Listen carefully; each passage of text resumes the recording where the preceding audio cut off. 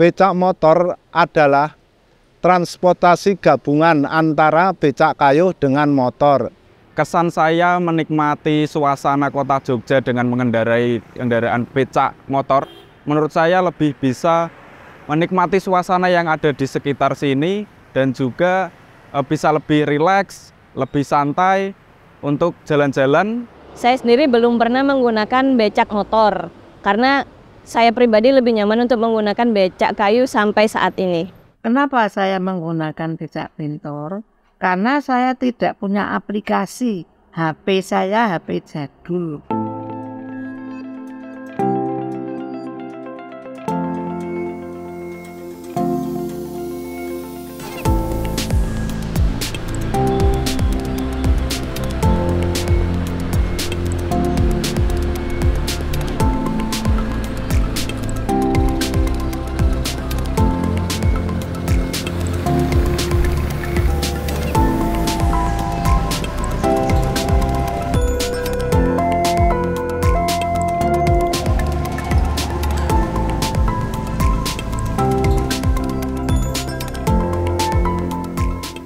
Saya Bapak Antoro, tinggal di perumahan Gosari Blok 5, Pajangan. Saya mengemudi becak mulai dari tahun 2013 sampai sekarang.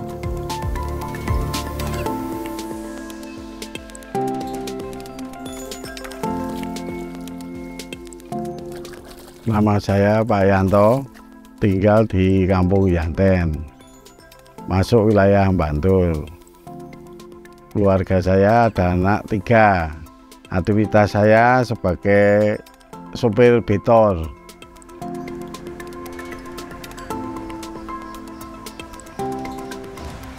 Nama saya Bapak Jumingin, bertempat tinggal di Dusun Bakal Pokok, RT 30.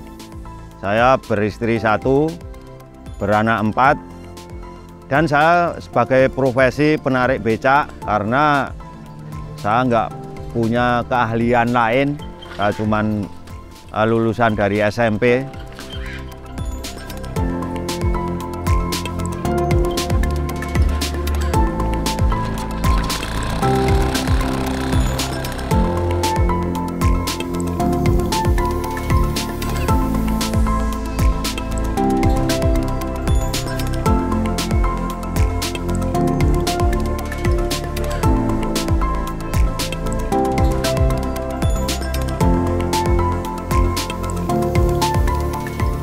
Pekerjaan saya sebelum becak, saya dulu sempat kerja di salah satu dealer motor di Jogja. Saya keluar saya berpindah tambal ban sama bengkel itu sekitar 2 tahun itu. Habis itu baru saya terjun di becak. Itu aja kayak kebetulan saya benahi mesin becak kok disuruh ikut narik.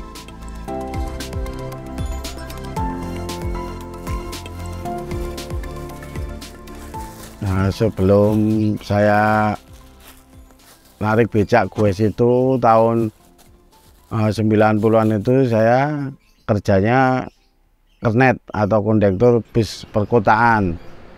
Nah, lama-lama nggak boleh bis itu ya. Saya terus itu cari kerja ditawari teman saya, suruh narik becak aja soalnya susah cari kerja.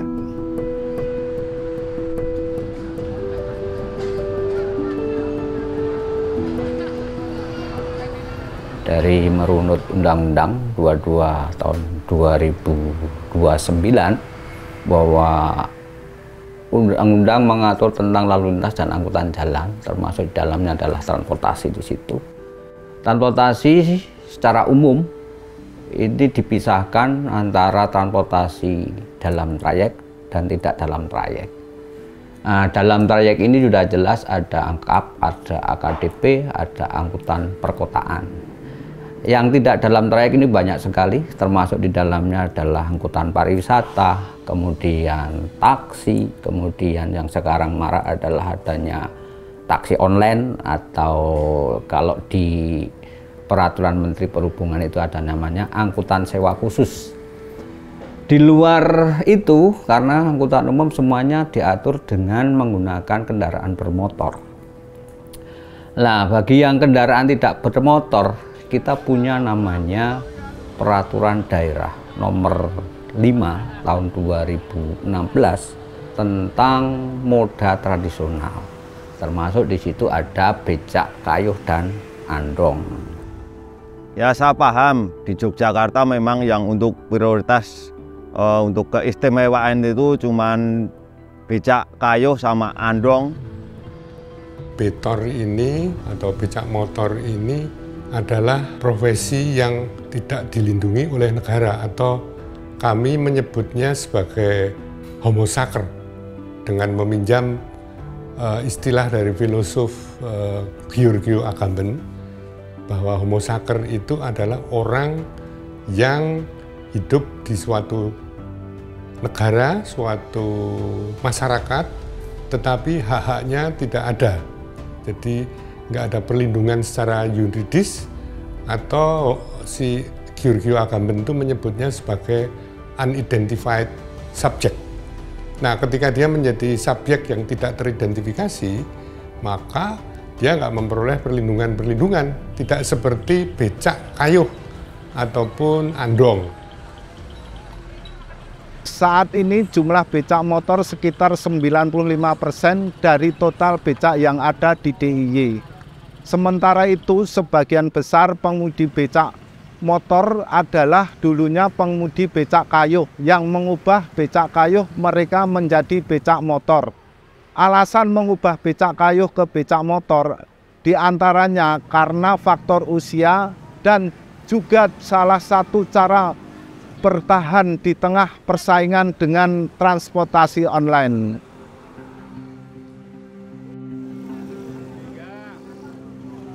Dari tahun 85 itu becak kayuh, berhenti tahun 2015. Setelah itu saya mencoba itu kredit becak motor. Pada waktu becak motornya dari teman saya itu belinya 2.500.000. Dari tahun 90 saya ngwes pakai betor tahun 2005. Dulu awal mula becak goes ke betor itu saya beli mesin motor seharga 1,5 juta. Itu buat pemasangannya saya ke tukang las, bengkel las. Biaya pemasangan itu ya sekitar 500-an, Mas.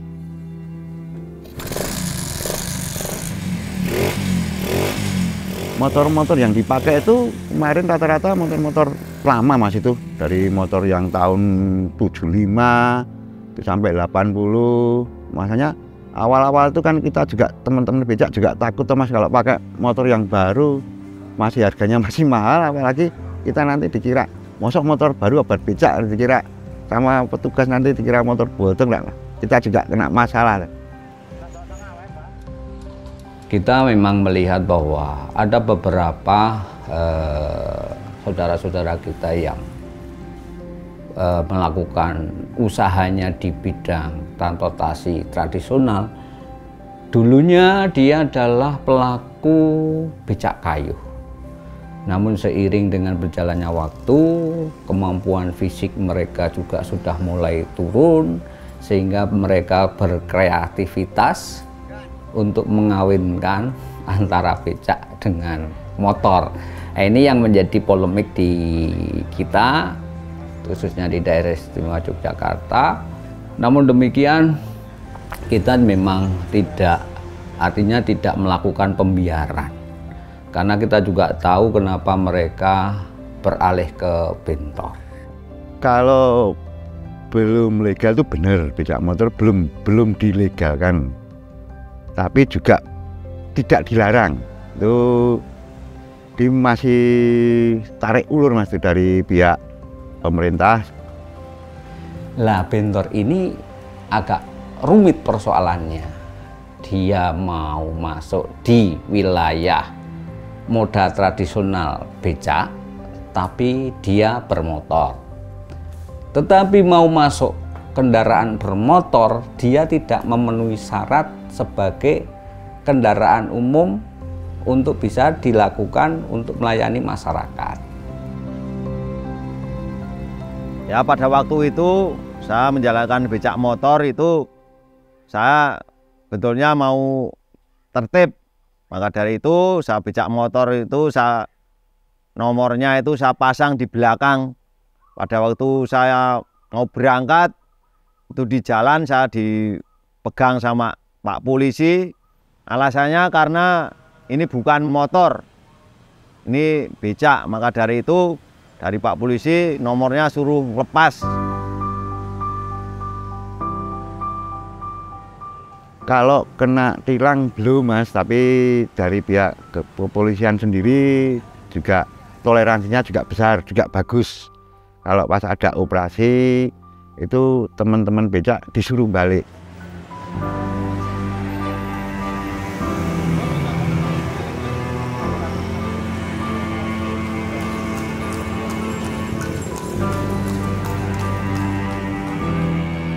Sebetulnya tarif becak kayu sama becak motor itu sama, tapi kebanyakan sekarang ini memilih becak motor karena jangkauannya lebih jauh. Dan pengalaman saya waktu saya menjalankan becak goes, saya menawari tamu wisatawan untuk naik becak goes saya, dia nggak mau. Dan dia memilih becak motor dengan alasan dia kasihan. Saya biasa mangkal di Jalan Dagen dekat Malioboro. Kebanyakan tamu-tamu hotel di sekitar situ milih pakai betor Mas kalau jalan-jalan.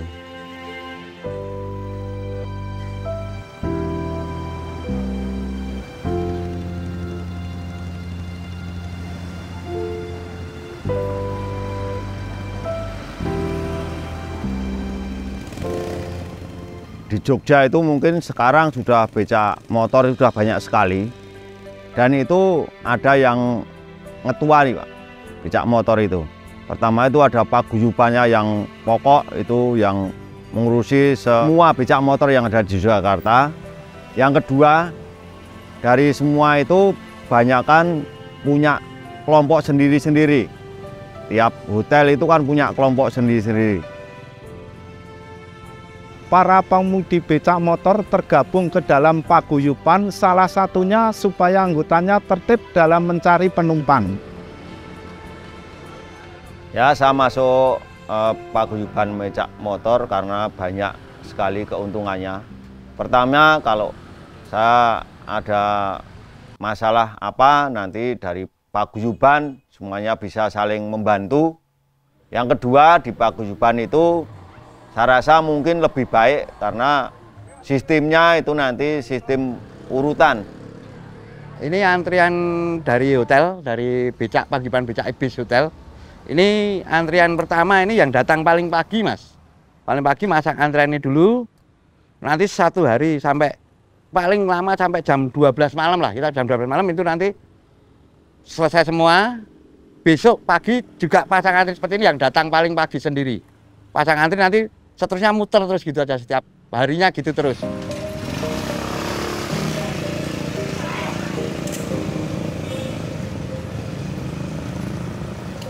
Sesama paguyuban kita sering sekali tolong menolong Mas. Nanti kalau teman ada yang apa, kita katakanlah teman ada yang keluarganya kena musibah apa gitu, kita nanti teman-teman di paguyuban atau di sub itu nanti kita mengumpulkan dana sendiri.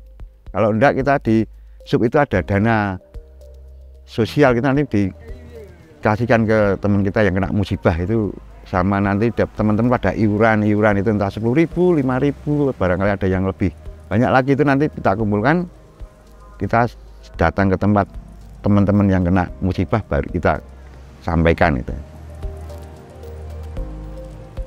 Ya, saya sebagai driver becak motor sekarang ini persaingannya terlalu berat. Kalau dulu betor masih sedikit Mas, jadi cari penumpang masih enak. Kebanyakan itu dari teman-teman yang dulunya sering becak, mungkin ya penghasilannya mungkin sangat kurang sekali. lalu dia cari pekerjaan lain, apakah dari ke tempat tukang batu apa di pembangunan itu, nggak tahu.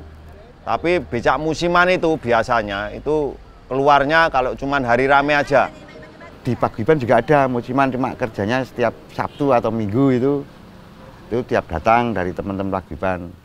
Tapi kalau yang di musiman setiap bukan anggota kami itu kalau mau mencari nafkah di tempat kita dia juga merasa sungkan. Saya pengemudi bentor tidak masuk dalam anggota bentor, sehingga saya kalau setiap sore ke Malioboro sudah semingkir, tahu dirilah supaya haknya yang berorganisasi. Saya di luar Malioboro kalau mangkal, begitulah.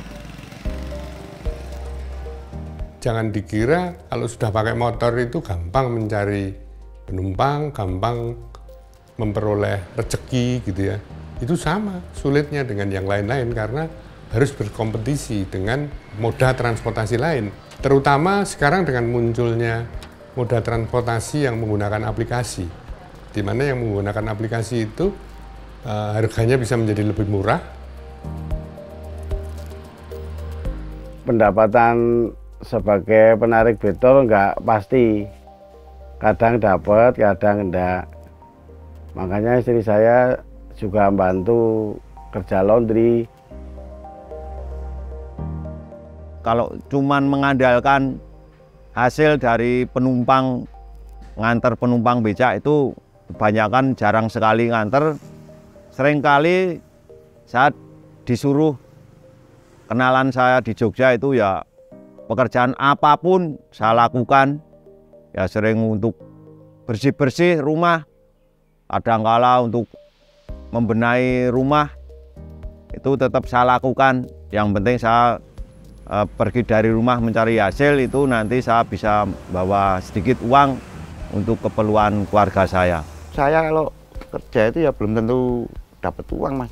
Sering blong itu kalau berangkat pagi sampai sore itu blong. Ya, jadi kepedulian kami adalah untuk mendorong agar pihak berwenang, pihak berwajib atau pemerintah itu mengeluarkan regulasi yang berkaitan dengan eksistensi becak motor ini, karena bagaimanapun juga ini profesi yang dijalankan oleh warga negara Indonesia, yang warga negara itu kan punya perlindungan kalau warga negaranya. Nah, tinggal profesinya ini yang tidak punya perlindungan. Sementara mereka hanya bisa melakukan itu karena untuk bekerja di bidang lain, di sektor lain, ya keahliannya tidak ada. Nah, oleh karena itu saya kira perlu ada regulasi. Harapan kami supaya bentor itu dilegalkan, kami cuma minta itu yang gimana, mau pakai mesin apa, pokoknya ya biar kami bisa kerja dengan tenang.